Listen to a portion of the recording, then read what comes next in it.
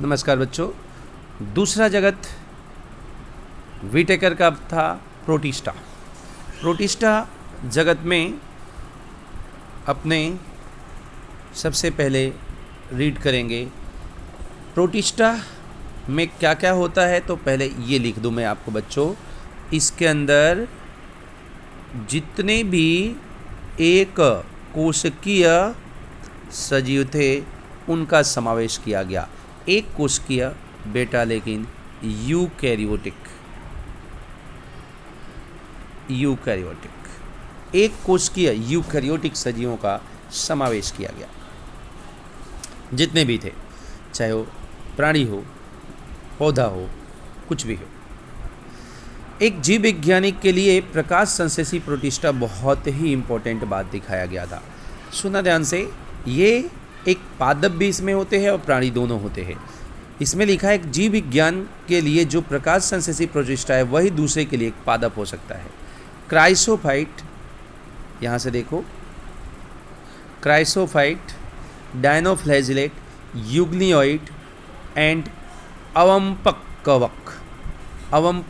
कवक, इसमें मोल्ड बोला जाता है, स्लाइम मोल्ड बोला जाता है इसको इंग्लिश में, आगे मैं बताऊंगा। एंड प्रोटोजुआ, ये बेटा इसके 5 भाग बांटा प्रोटिस्टा के। सबसे पहले क्राइसोफाइट जो होता है बेटा, यह समूह अत्यंत कैसा एल्गी का है। इसमें एल्गी आते हैं, इसको हम दूसरे नाम से डायटम्स भी कहते हैं।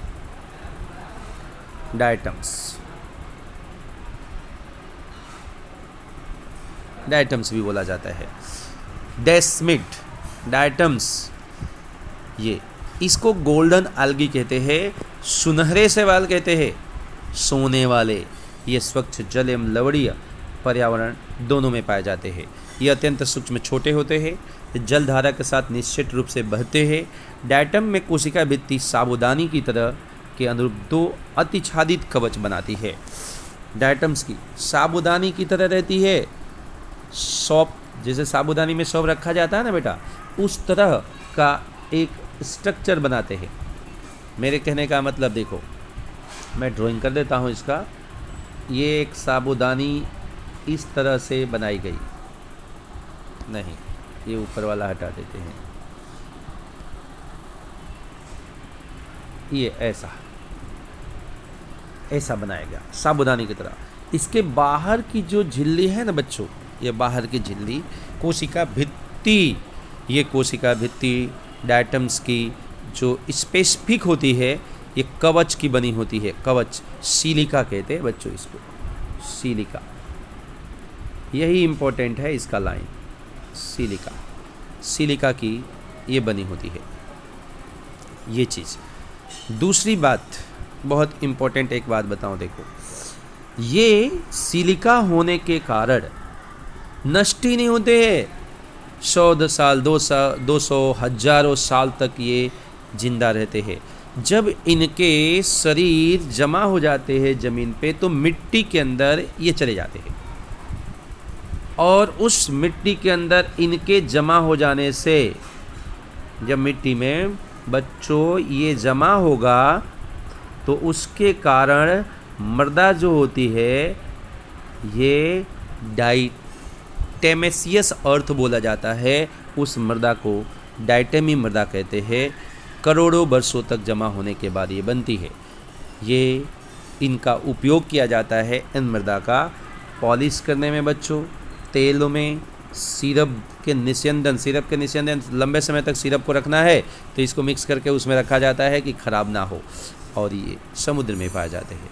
तो इसको हम दूसरे नाम से गोल्डन एल्गी भी बोलते हैं, सुनहरे शैवाल बोला जाता है। ऊपर ही लिखा हुआ सबसे मेन डायटम्स होते हैं। फिर है बच्चों इसके अंदर डायनोफ्लैजिलेट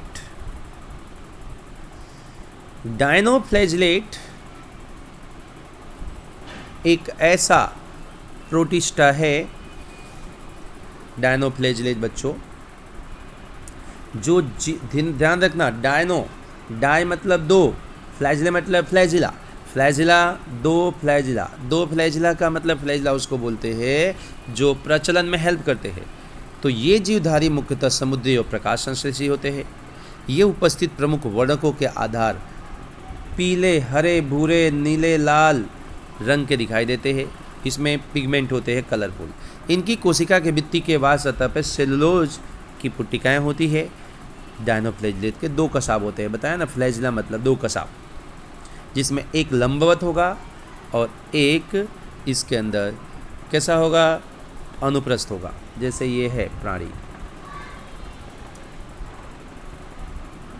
यहाँ से ये प्राणी है तो एक यूँ होगा और एक यूँ होगा, ऐसा होता है फ्लैजिला।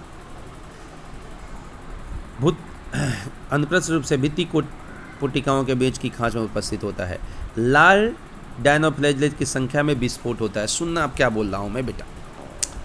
ये डायनोफ्लैजिलेट कलरफुल होते हैं, उसमें भी जो रेड डायनोफ्लैजिलेट होते हैं ना, समुद्र में इनकी संख्या जब बढ़ती है, संख्या विस्फोट मतलब इनकी संख्या बहुत ज़्यादा जब हो जाती है तो दूर से देखने पे समुद्र का पानी जो होता है वो पूरा इसके लाल डायनोफ्लैजिलेट होने से दूर से ही लाल दिखाई देने लगता है।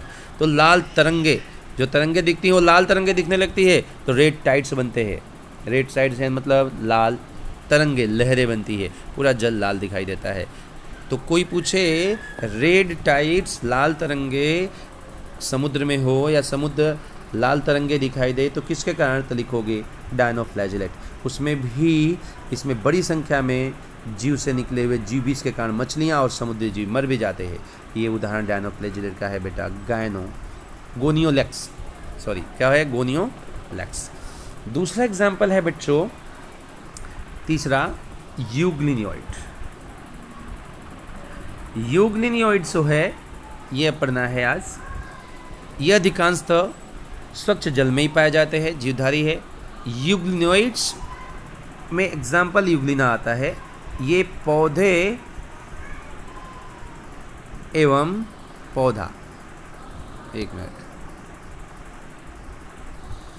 बच्चों, पौधा एवं प्राणी दोनों के बीच की जोड़ती कड़ी है। कुछ लक्षण प्राणी का रखता है, कुछ लक्षण पौधे का रखता है। देख लो आप, ये कोशिका भित्ति जगह पर प्रोटीन युक्त पदार्थ की परत पेलिकल्स होती है। इसमें पेलिकल्स पाए जाते हैं जो कोशिका भित्ति की जगह पर। इनकी संरचना में लचीला होता है, दो कसाब होते हैं, एक छोटा होता है दूसरा लंबा होता है। ये युग्लिना का देख रहे हो, ये बड़ा वाला कसाब है और एक छोटा वाला यहाँ रहता है, वो दिखाया नहीं होगा, हो सकता है उस साइड होगा। सूर्य के प्रकाश की देखो कितना जोरदार कामकाज, प्रकाश की उपस्थिति हो तो पौधा की तरफ प्रकाश संश्लेषण करता है, खुराक बनाता है, और रात आती है तो फिर प्राणी बन करके छोटे छोटे कीड़ों को खाता है। तो दोनों की तरह हो गया ना भैया। पौधे तो ऐसा करते नहीं हैं, लेकिन सूर्य के प्रकाश के न होने पर अन्य सूक्ष्मधारियों को शिकार कर परपोषी की तरह व्यवहार करता है। आश्चर्यजनक रूप से यूग्लिनोइड में पाए जाने वाले वर्णक उच्च पादपों में स्थित, वर्णक उसको कहते हैं जो प्रकाश संश्लेषण का काम करते हैं, वर्णक उसको कहते हैं जो प्रकाश संश्लेषण का काम करते हैं, ये उसका काम करता है। इसके बाद है फंजाई, कवक। कवक, लेकिन कौन सा कवक बच्चों, ये ध्यान रखना, इसमें कवक स्लाइम मोल्ड बोलते हैं इसको, स्लाइम मोल्ड इसको बोला जाता है। अवंपक कवक मृतपोषी प्रोटिस्टा है। ये सटी टहनी या टहनियों पर पत्तों के साथ गति करते हुए जैविक पदार्थों के भक्षण करते रहते हैं। अनुकूल परिस्थिति में बेटा ये समूह में प्लाज्मोडियम एक दूसरा वाला नहीं, ये क्या होते हैं, ये पत्ती है, मानो ये पत्ती है, पत्ती के ऊपर पाए जाएंगे ऐसे छोटे छोटे, ये पूरे ग्रुप एक समूह में होंगे, इन समूह को हम कहेंगे प्लाज्मोडियम। जब कई फीट तक लंबे हो जाते, बढ़ते जाते पूरे पत्ती को घेर लेते हैं, तब प्रतिकूल परिस्थिति पर ये इसमें से बीजाणु मुक्त करते हैं और ये बीजाणु आगे जा कर के क्या कर लेता है बच्चों, नया सजीव बना लेता है, पौधा बना लेता है। प्रोटोजोआ, प्रोटोजोआ एक प्राणी समुदाय है। ये एक कोशिकीय प्राणी इसमें आते हैं, एक कोशिकीय प्राणी आते हैं। प्रोटोजोआ परभक्षी अथवा परजीवी के रूप में रहते हैं। ये प्राणियों के पुरातन संबंधित है। सबसे पहले प्राणी जो आए थे, प्रोटो मतलब फर्स्ट, जुआ मतलब प्राणी, पहला प्राणी दिखने वाला इसमें। इसके 4 भागों में बांटा गया। अमीबोइड, बेटा अमीबोइड जो है ये बता रहा है, अमीबोइड, ये अमीबा का कोई आकार नहीं होता है। अमीबोइड प्रोटोजुआ ये जीवधारी स्वच्छ जल, समुद्री जल, नम मृदा में पाए जाते हैं। कूटपाद होते हैं। कूटपाद उसको बोलते हैं जो किसी भी दिशा में चल सके। अगर इधर जाना है तो इधर चलेगा, इधर जाना है तो इधर अंदर करके उधर। झूठा, कूट मतलब झूठा, पाद यानी पैर, झूठे पैर होते हैं। ये समुद्री प्रकारों की सतह पर सिलिका के कवच रखते हैं। इनमें से कुछ एंटमीबा परजीवी है जो डायरिया रोग फैलाता है, एंटमीबा हिस्टोलिटिका कहते हैं। दूसरा बेटा आ गया इसमें कसाबी प्रोटोजुआ। कसाबी प्रोटोजुआ के रूप में इसके अंदर ट्रिपेनोसोमा होता है।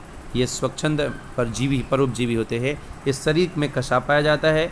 ये बीमारी के लिए जवाबदार होता है, जैसे स्लीपिंग सिकनेस, निद्रालु व्याधि, नींद का कम हो जाना, ट्रिपेनोसोमा के थ्रू होता है।